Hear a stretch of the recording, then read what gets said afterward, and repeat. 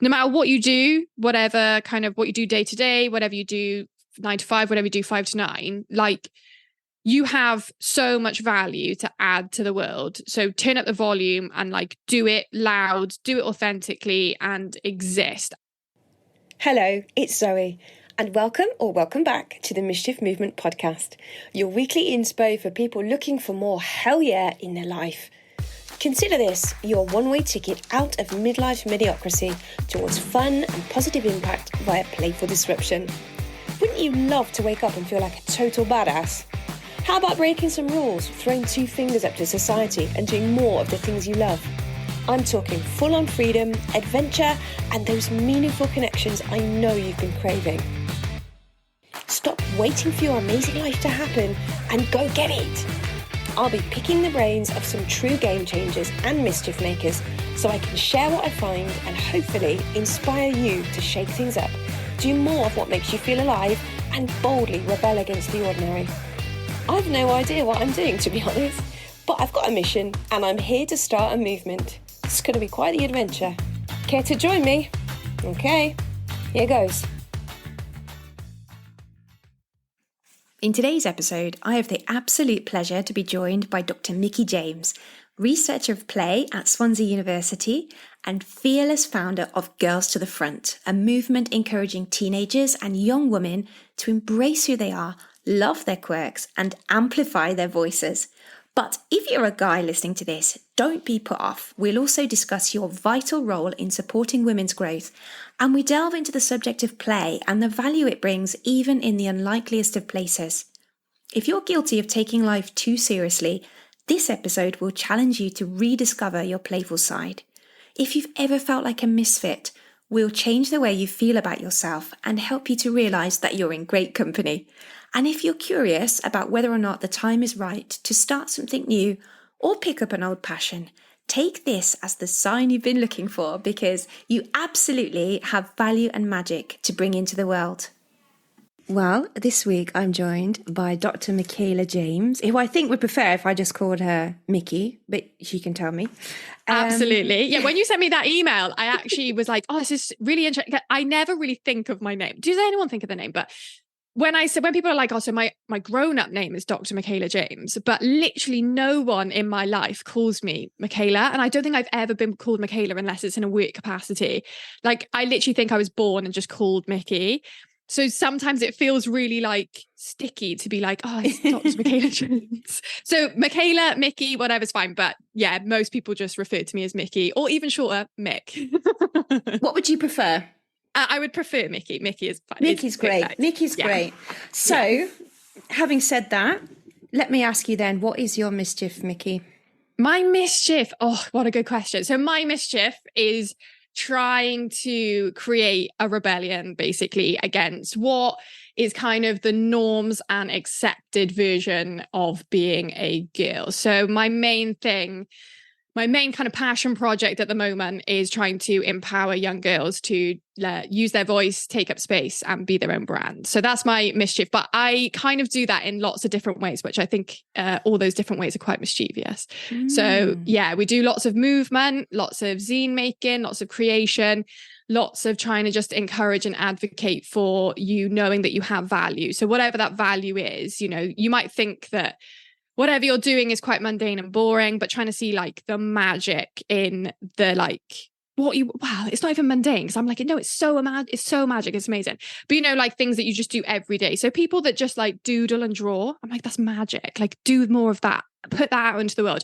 People that are really good at writing or documenting or just existing, like you have so much like infinite value. So just put that out into the world, like talk to people and things like that. So I guess my mischief is just encouraging people to also be quite mischievous. I love playing that. with the rules. I think we're on a similar mission. So awesome. It bodes well. So where does that come from then? Oh, again, a really good question. So I just think that as a kid, I was like quite I was very strict with rules, I think. When I reflect on like what I was like growing up, I think I was very much someone that would adhere to what I'd been told to. And I was like really careful about navigating those rules. So I spent a lot of time trying to like not be the most authentic version of myself because I was playing to a certain rules, and particularly through high school. I think that I spent a lot of time just trying to fit into certain people's boxes because that's what the rules kind of dictated to me. And I feel like I'd missed out on some of like the magic parts of me, the best parts of me, because I was trying to like follow those rules so much. So it's kind of like, stem from there. And then I think when I kind of hit my late 20s, that's when I was like, no, I'm just pulling the pin on being the most authentic version of me, because it's either now or never. And I was just lucky enough to be in the right place, surrounded by the right people who were just super supportive. So I feel like everyone's got multiple iterations of themselves. But I think I've finally got to the version that I'm like, this is me, this is who I am. And I'm really comfortable with that.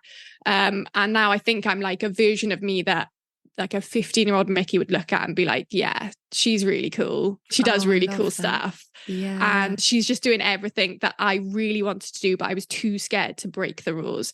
And now I'm just trying to encourage young girls to see that before I saw it. So like trying to make them see it now. So when they're 14, 15, and they're navigating this really tricky part of their lives, I'm trying to be like, just do it now. Like, see it now. Like, if you love this type of music, like go all in on that type of music. Like if you love it so much, start a band. Like there's no one telling you can't do that. You know, if you see yourself as wanting a career in the creative arts, like go for it, like double down. Don't play by the rules and like do a degree in something that you don't care about just because like that's what the rules tell you to do. And in fact, don't do a degree, like just go straight from school and like do something. So it's all about like a lot of what you'll see from Girls to the Front, especially if you know me, like what you'll see on social media is a lot of like note to selves, a lot of creating stuff that I needed when I was younger, and like a lot of reflection on like, kind of the messages and stuff that I needed to hear. So I think the weird, it's not weird, but like the thing with Girls to the Front is that it's a lot of like, this is what a younger Mickey needed to hear. So I run everything through the filter of like, what did a younger Mickey need? What did like the rule adhering, too scared to kind of break outside the box? What did that Mickey need? Because there are lots of girls that need that. Oh yeah, I can totally empathize with that. Totally. And I think to a certain extent, there's a lot of people who still feel like that. And they might be in their 20s, in their 30s, in their 40s. And there's still that part of them that is desperate to not adhere to the rules and think a little bit differently, but they're just too scared. And not just scared, but like set in their ways. It's almost like, well, I've got this far doing it this way. I can't see myself ever really changing. And I find that a bit sad because I don't think it's never too late to turn around and go, well, actually, I don't really want to be that person. I want to be this person. And why can't I? Because exactly. 100%. And so prior to starting Girls to the Front, I had a podcast with a really good friend of mine called Owen, and it's called Chop Wood Carry Wood. It's actually still available. This is like a plug for an old podcast I did. It still exists. We just haven't recorded in a while, but with my friend Owen, and we coined a phrase, time is finite and everyone you love is going to die. So we'd finish every podcast with that. And then I ended up last year getting time is finite tattooed on my ankle, because it's just a reminder that you have got a finite amount of time to exist in this world. Yes. And you need to kind of like, the more you become comfortable with the idea that time is slipping away and you're not going to repeat certain things, and you're only going to have X amount of birthdays or X amount of Christmases. So if you waste time being like, oh, but I don't want to do that yet because, you know, I've always done it this way, or, you know, oh, I can't do that because of X, Y, and Z, or, you know, oh, I'm in my 40s, I can't learn to skateboard. Oh, I can't do that now. Like, but time is finite. So you got to do it. Like, you got to go at things with like both hands and be like, if it's not now, just do it, you know? Get time is finite tattooed on your ankle, and then you're constantly running the filter of being like, okay, time is finite. Like, I've got to do this. It's now. Yeah, I've got on my wrist, I've got pura vida, which is Spanish for pure life. It's something that they say in Costa Rica. I went there many, many years ago as a volunteer, and I just loved the vibe of it's pure life. And I just thought, I totally resonate with that. I'm going to get it tattooed on me. Similar thing. Yeah. I think there's different versions of it for everyone. I think the one that me and Owen coined was like quite aggressively like time is finite and everyone you love is going to die. And there are a couple of podcast episodes where you can see my discomfort in, because Owen challenged me a lot around the idea of being like, you've only got like 15 Christmases with your nan. And you're like, and you can like hear me being like, oh my God, yeah. But like there are many different versions of, time is finite. I think like in Stoicism, it's memento mori. You've got your version that you resonated with. I think there is a version that I think would resonate with lots of different people. But I think once you find it, it becomes really like, yeah, okay, this is where I've got to double down it. And things start to click. And like when you get it tattooed as well, it's like a constant filter that you run everything through. I'm sure you do it as well. Like some days you'll be like making a cup of tea and then you like look down and you're like, okay, yeah, like this is gonna be the best cup of tea I've ever made. like it can feed into loads of stuff. Like I think sometimes I get worried that like when I'm like talking to people, I'm like, yeah, but time is finite. Like people are like, oh my God, so I need to book like 3 years away and like a dream country. Like I just need to go live that existence. I'm like, no, it's also about seeing like the magic in every day. Like, you can make the best cup of tea and be super present while you drink it. Like put your phone down, just sit in the garden or like sit in your house and be like, holy shit, like I got a fucking house. Like that's really cool. So yeah, it's like all of those things. But like as soon as you find that filter to run things through, I feel like it's quite a game changer. And then you're like, okay. Yeah. I think another one of the things that I heard you say that I really loved was about turning the volume up.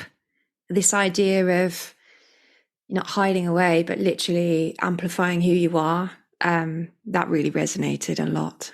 Yeah, like trying to live authentically and live loudly. So again, this is kind of like a note to self from when I was younger. I spent so much time being quiet. And like, if you look at like my school reports and things like that, a lot of them are like, Mickey is doing really well, but she's just really quiet and she probably would do better if she contributed more to discussions. Yeah.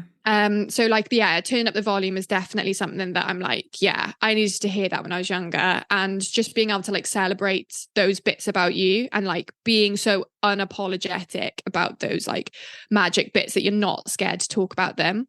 Yeah, just turn up the volume. Like I love music too. So it just like massively resonates with the idea of like, the amount of times that like I've listened to music and I'm like trying to turn up the volume louder than the headphones will go because I'm like, this song is so good. Like this song hits me. So it just applies everywhere. And then also I think it translates really well into being like, you can turn up the volume for other people as well. Yeah. So, you can also be, like I call it being a lighthouse. So like you can be a lighthouse, which helps other people then see that they can shine too. And, they can turn up the volumes for themselves as well. So yeah, it's, I'm really proud of that phrase. I love that. I mean, it's not just as a music fan as well. Yeah. Have you got a song that really, every time you hear it, just literally lights you up? So there is a song that just instantly came into my mind. So I love anything with like an extreme build in it, like a song that like just keeps building, and then like it pulls and it explodes and you're like, oh, this is it. So there's a song by Latterman and it's called Yo Get Into It. And honestly, there's everything about it. So I found Latterman like this year or late last year. And honestly, their music is amazing. And like I'm listening to go to and them, research on Spotify when we finish this, I think. Absolutely. But that song will stop me in my tracks every single time. Like that song is like such a game changer for me. There's also another song by Touche Amore called Just Exist.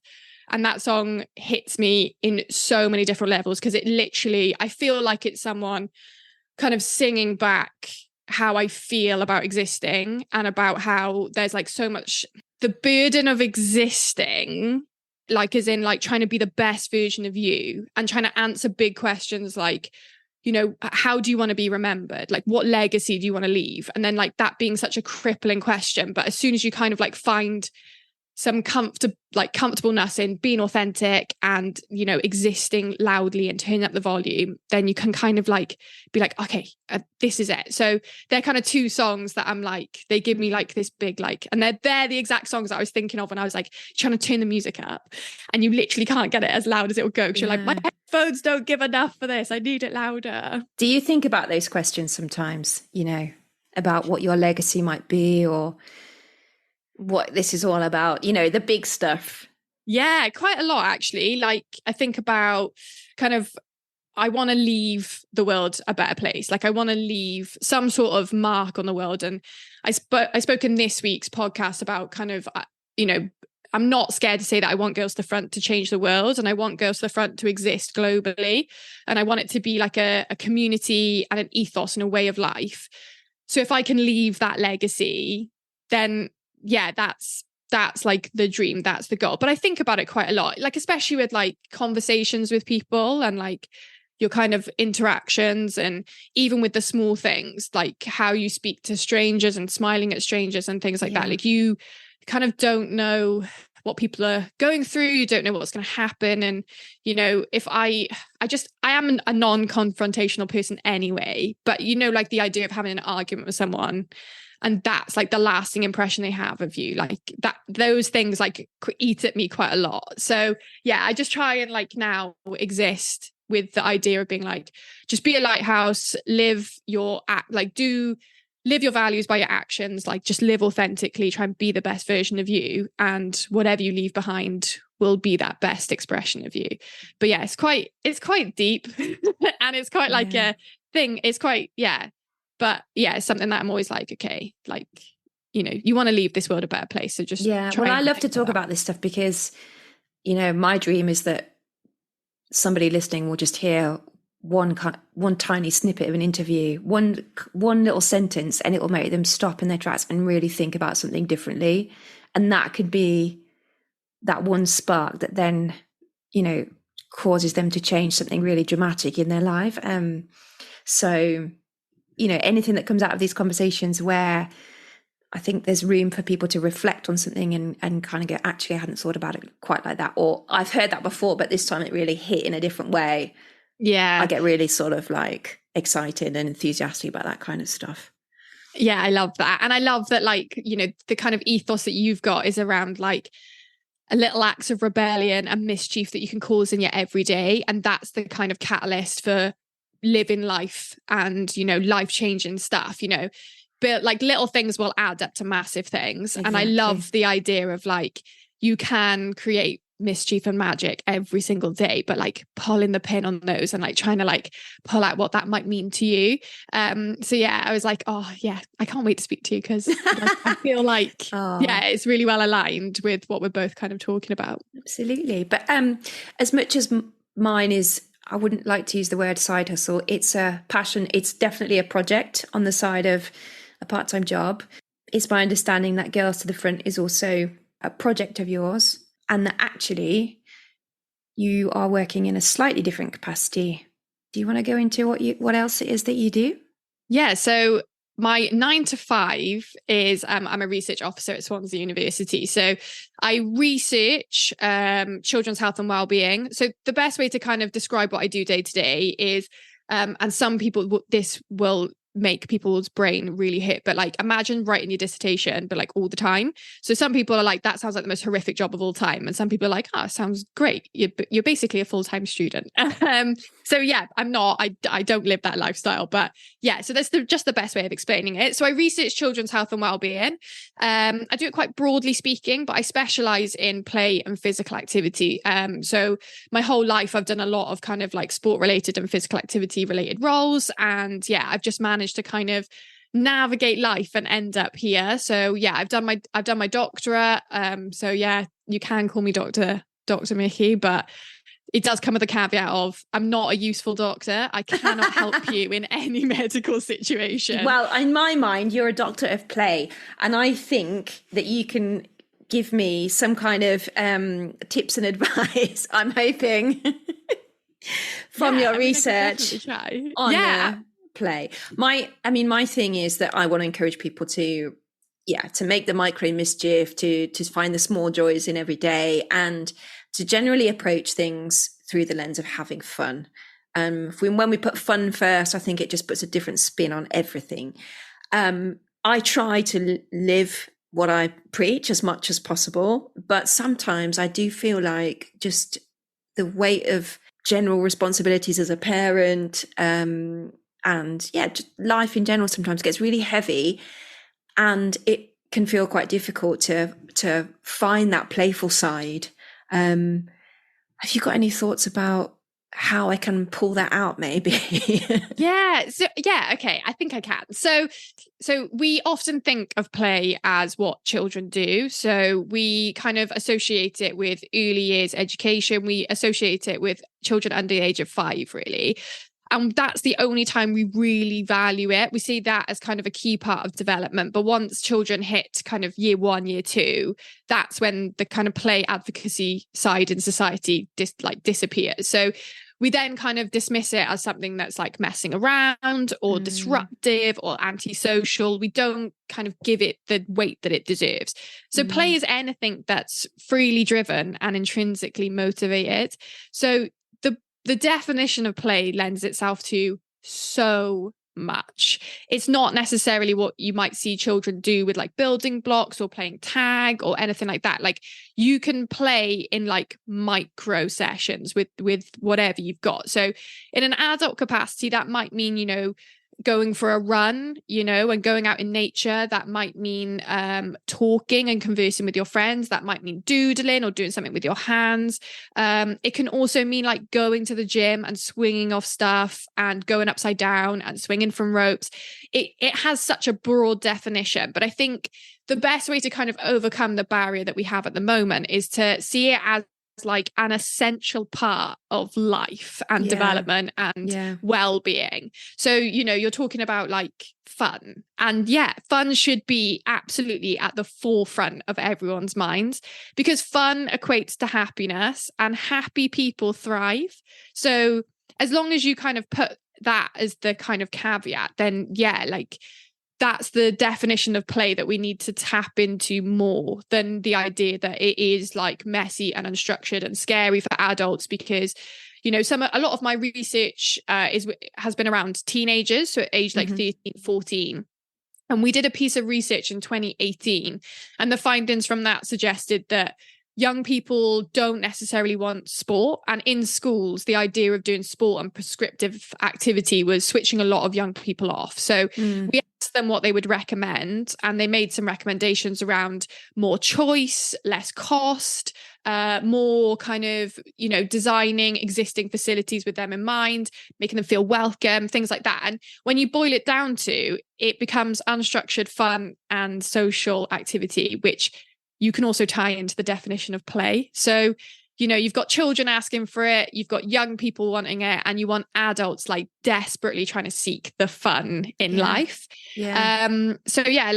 There are so many ways you can kind of tap into it really quickly. And it's also finding what works for you. Like, not everybody wants to go to a space and then swing off a rope. But at the same time, some people might want to just go and run as fast as they can down the hill, or engage in something like that. Another amazing one that I do is like going in the sea. So there's an element of like cold water exposure is a bit of discomfort that you can seek every day. But when it's sunny and the waves are coming, like you just literally resort back to being a little kid. Like you kind of want to surf the waves, you want to be in there, you like ducking and diving under the waves and doing all this sort of stuff. So it's just kind of like finding the play that works best for you, but understanding that definition doesn't equate to like devaluing it. Like we really, really need to value it, and that you can do it in like micro sessions. You can literally, like, the idea of just grabbing a piece of paper and doodling something just because you fancy it, or writing something, or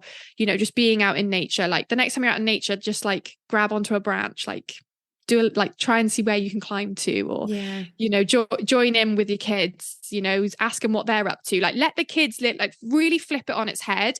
That's what I love about play, is that you can really mess about with the power dynamics with like adults and children.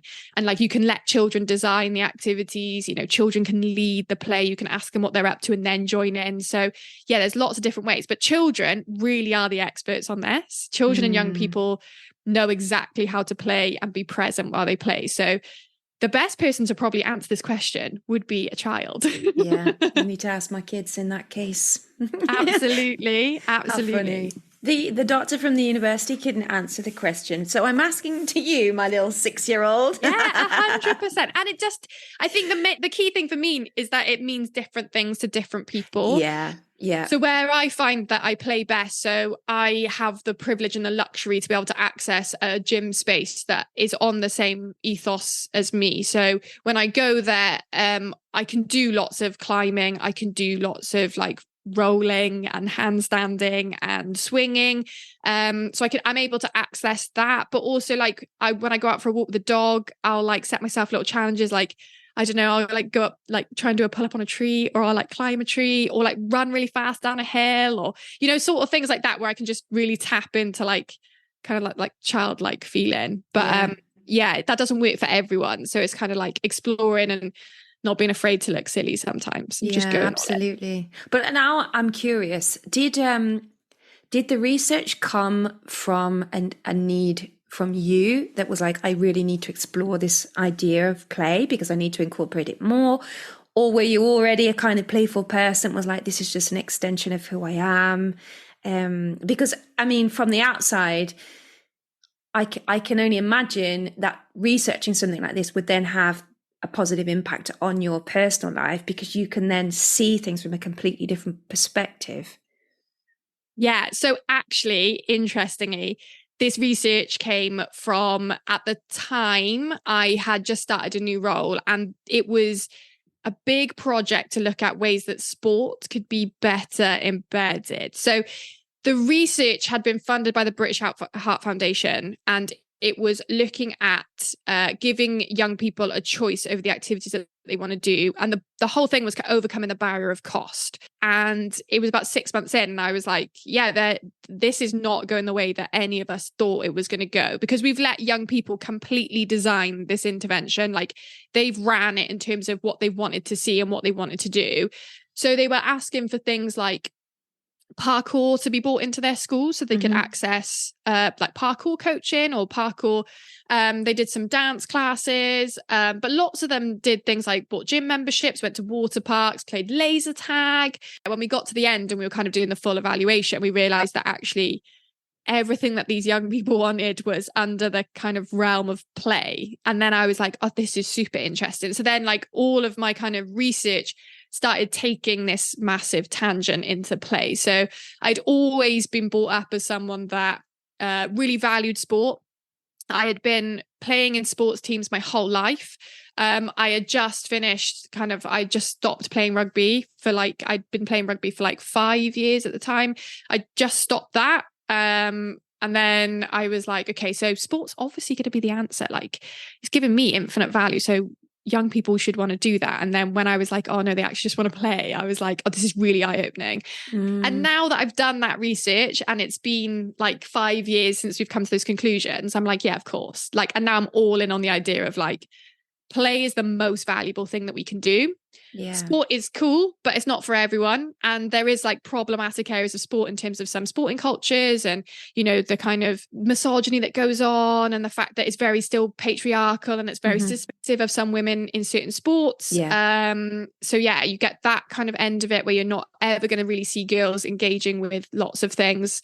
So yeah, but play just gives young people so much choice and freedom and space to fail but not look silly, a space to be social, a space to hang out. Like, I can't, like, if I was going to list everything I think play is beneficial for, I think the list would be exhaustive, basically. Yeah. I think yeah, I mean, I totally get that. And I think the way that I enjoy being playful is it gives, like you said, it gives you the freedom to fail and you just kind of pass it off. It's not like you put the pressure on you to do a really good job, because it's play and it's okay. And I think so many things, so many different scenarios would benefit from approaching them from that perspective, from just this idea that, well, it doesn't matter. It's play. I don't want to say just play, because that kind of plays it down then. It's important, but it's got a fun side. So if it goes wrong, it doesn't matter. Yeah. I know exactly what you mean, though, because you want to say, oh, it's just playing. Like, it just is this thing, because it has no real weight to it. And I think the problem that lots of kind of people at the top don't like about play is that it's not quantifiable. So you can't put a measure of success on play. You can only really say if people are engaged in it. So in school settings, you know, schools are very much target driven, but you're not going to be able to assess whether they're hitting play targets based on young people's like skills within play, because it doesn't really require skill, and you can't test play but you can like test the results of play. So well-being, you know, physical literacy, all that sort of stuff like that. But play itself is like you're not able to quantify it. So I think that's lots of people's problem with it from the top, definitely, is like it's not a measurable target. But yeah, like it is just play. Like you can literally just do it. Like, you know, there's no barriers, no skill, and so much space to fail and then learn and then fail again. And yeah, I think that's the biggest thing I love about it, is the ability to fail and not look silly. But so can I ask you then, is there something that springs to mind where you've totally taken on board that attitude and you've approached it with that mindset? Because like for failing. me, it's the podcast. Definitely, I've gone, well, just treat it like a game, because just, you know, focus on the fact that it's really fun, and then it takes the pressure off the fact that, you know, you're scared shitless about starting. And, you know, if you do fuck it up, well, so be it. It's okay. Yeah. So, yeah, just to you, whether there's something that you've approached with that kind of playful eye. Yeah, so I think kind of the content that I create for Girls to the Front, a lot of it is like... I love your content. It's brilliant. Thank you. That's really kind of you to say. So a lot of it will be though like, oh, I've got an idea, I'm just going to do it. Like, let's see what happens. Or like, will this resonate with anyone? And like we were saying at the start, like you don't create it necessarily to resonate with hundreds and thousands of people. But if it does resonate with one person, then that's awesome. But like, yeah, like playing around with content and kind of seeing what works, what doesn't work, what engages people, what doesn't engage with people. Like that's a really kind of good way I've learned about like failing, but not necessarily failing, but like trying stuff out and not being scared of kind of doing that. I do a lot of it with like writing for the blog, like as well. Like I do really enjoy the process of writing. And again, if it resonates with one person, that's awesome. But also just the kind of ability to like go in, don't overthink it, don't edit it, don't go back. Like once it exists, it exists. Like just play around with it. Like it's going to have value to someone because you have loads of value. Like your voice has so much value in the world. So yeah. But no, I do like your content, and I do like see your videos and your reels, and I'm like, oh, that's really cool. Do you do them all like yourself? Do you just set up the camera and film yourself? Oh, that's brilliant. Yeah, a lot of them. Or if there's any way you can see someone that's holding a camera, or you can see that like I'm like hands free, but the camera's moving, that'll be my friend Owen. So Owen is like the most supportive human on earth. And like, I'll be honest, Girls to the Front wouldn't exist without Owen. So really? Yeah, it's really, so this is a thing that I have quite a lot of like tension with Girls to the Front, is that sometimes I'm like, okay, so it's a feminist driven, like a feminist ethos driven movement, but my biggest supporters and advocates have been men. So like my partner Kerry is like unconditionally and relentlessly supportive, and he has never like tried to reel me in. He's like unconditionally loved 7 iterations of me and is like, yeah, let's just go, like do the thing. And then Owen is like my best friend. He's like 10 years older than me, but like we hang out every day, we call each other every day. And he was the one that like introduced me to punk music. So now we just listen to that together. Like I wouldn't listen to Latterman or Touche Amore if it wasn't for Owen. But he was like, you would be a really good person to advocate for young girls. And I was like, okay, right. Yeah, okay, maybe I'll do this. And he was like, yeah, you should absolutely do this. So he pushed me to start.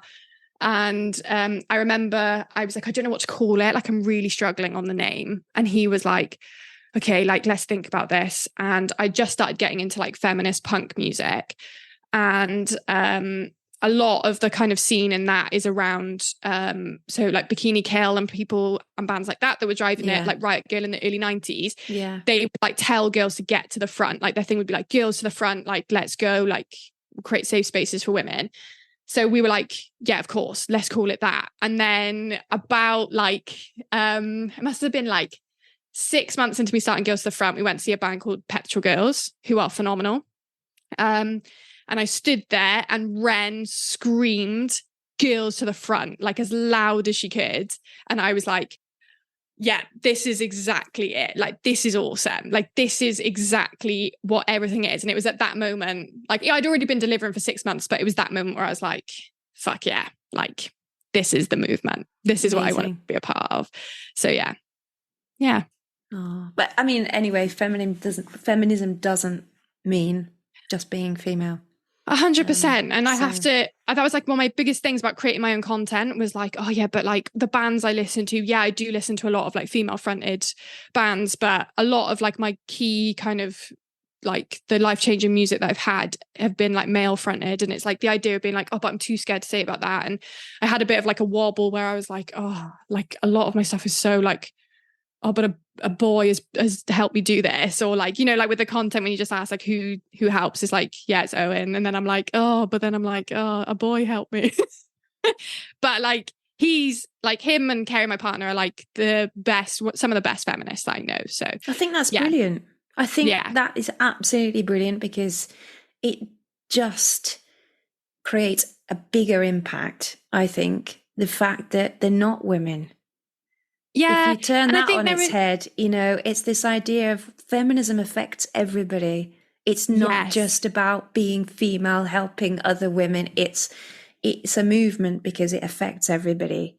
Exactly. And you have to have men as part of that conversation. Yeah. If you omit men, it's just always going to be women trying to do stuff for women, but with a complete marginalization of this group. We exclude them from everything. So I also think it's just a good thing to like showcase positive role models for lots of different people and how they appear in spaces. So yeah, I had a meltdown, but then I was like, no, like I've got to live authentically. Like this is how I live my life. So I'm going to show this. So yeah, but yeah. But yeah, so long story short, I do most of my own content, but every time there's like a camera being used, like, and you can see it handheld, that's probably Owen.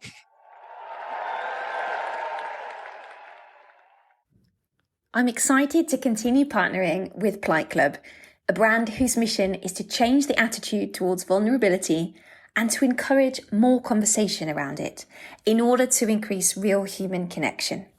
Connection is one of my core values, as you know, so to bring more people together and help you rebel against staying the same, Polite Club are offering a cheeky 10% discount when you use the code MISCHIEF at the checkout. 50% of the profits from this organic and rebellious brand are used to fund proactive suicide prevention in the form of coaching, support, and awareness raising. So get involved and become a vulnerable with us. For more info on the brand or to buy online, go to politeclub.co.uk or follow on Instagram at politeclubhq. P.S. If you are a small business doing things differently, an independent brand disrupting the status quo, or simply an unconventional, adventurous individual looking to create a positive impact, I'd love to hear from you about getting your story out there in the world and promoting you. DM me on Instagram at The Mischief Movement. Right, now on with the show.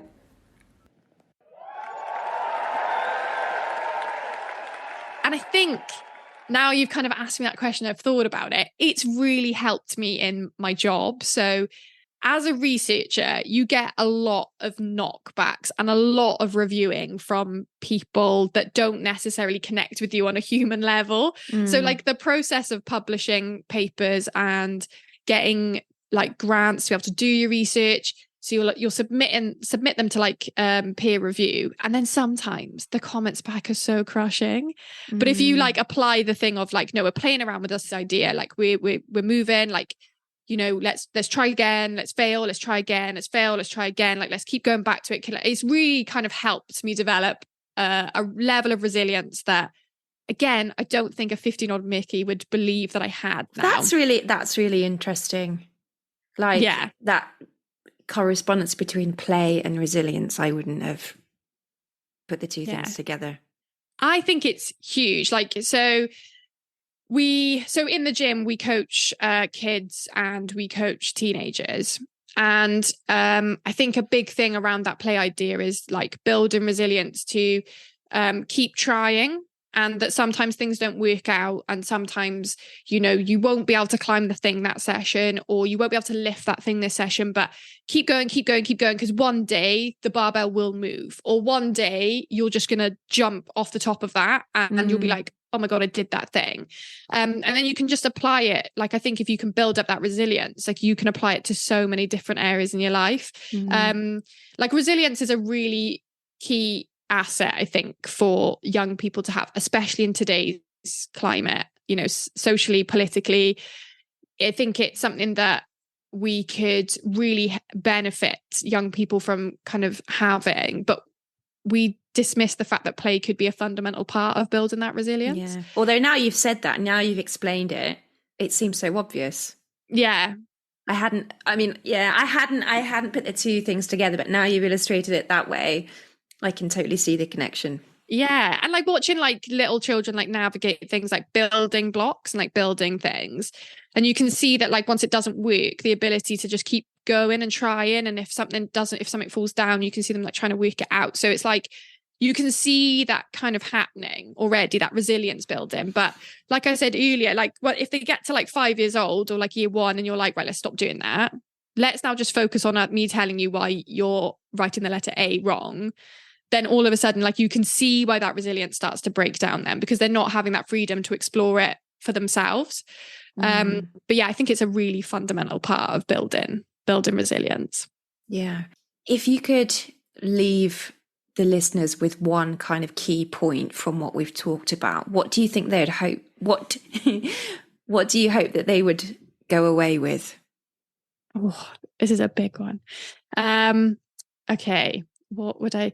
So, turning up the volume is like the thing I'm going to try and get listeners to take away from this. So no matter what you do, whatever kind of what you do day to day, whatever you do 9 to 5, whatever you do 5 to 9, like you have so much value to add to the world. So turn up the volume and like do it loud, do it authentically and exist and talk to people about it, challenge people based on what you know. And if you feel like you've got something to contribute, like speak up and contribute, but like, yeah, turn up the volume and know that you can turn up the volume for other people.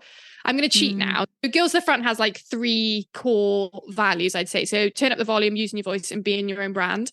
And I feel like turn up the volume lends itself to all of those things because if you be your own brand, you automatically turn up the volume on who you are most authentically are. If you use your voice, it's a very obvious way of turning up the volume. But yeah, just live your life, document stuff, talk about stuff, contribute. Like I just said, you have infinite amounts of value. And if time is finite, don't waste it being quiet. Like add to the world and try and leave the world a better place. Just, yeah, be a lighthouse and exist. I love that. I think that's such a nice thing, a nice message to end on. Thank you so much for this conversation, Mickey. I've loved it.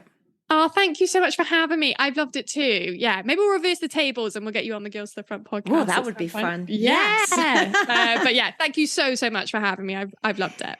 Amazing. Oh, thank you. Do you know what? You have a really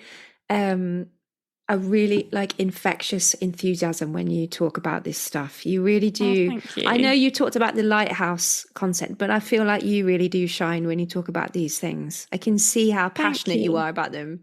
Yeah, I really am. And I just I always am just like, oh, I hope it just comes across in that way. But absolutely thank you. Does. So that means so much. Like, thank you so much.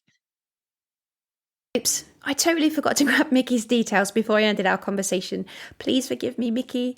You can follow Girls to the Front over on Instagram at Girls to the Front. That's GRRRLSTTF.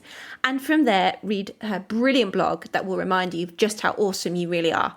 Now, here are my 10 takeaways from this empowering episode with Mickey. Number 1, you have value and bring magic into the world. Number 2, pull the pin on being the most authentic version of you because it's either now or never. 3, we all have multiple iterations of ourselves, but if we keep learning and growing, we'll find the version that feels most comfortable. 4, time is finite. Ugh, sounds scary, really scary, but the more you become comfortable with the idea, the more you will run at life and learn to see the magic in every day. 5, live loudly, turn up the volume on yourself and amplify the voices of those around you. 6, find that phrase or song that captures how you feel about existing and helps you to become the best version of you. 7, live your values by your actions, and whatever you leave behind will be the best expression of you. 8, play means different things to different people, but anything where we can tap into that childlike feeling of freedom and sense of joy will boost our overall happiness. 9, approaching things that feel challenging with a playful mindset allows us to take the pressure off, make mistakes without feeling silly, and build the resilience to keep going. Now, number 10, you know this one already, but little acts of rebellion will add up to massive things, and you can create mischief and magic every single day.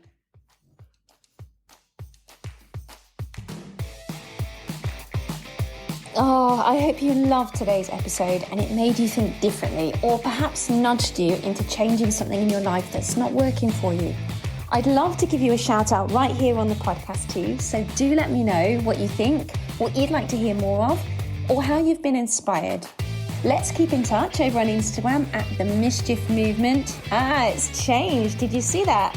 Or click the link in the show notes to sign up to my Mischief Mail newsletter, where you'll get exclusive insights on upcoming episodes and your chance to submit questions to future guests. But shh, don't tell anyone, it's our secret. Now, please keep spreading the word about the podcast. You're doing an amazing job. And I'm also super grateful for your 5-star ratings on Apple Podcasts or Spotify, because these seriously help my mission to inspire and empower more people like us to choose mischief over mediocre. Have a great week and keep making mischief.